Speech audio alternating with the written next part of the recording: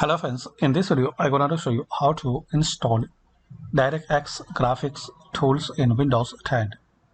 So guys, if you want to install DirectX graphic tools in your Windows PC or laptop, so that is very simple and quick method. Click on Start, then click on Settings. Now in here click on Apps. Now click on Optional Features.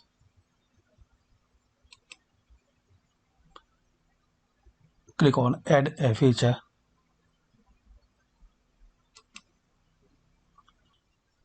Now find out in this list graphic tools, so select it, then click on Install.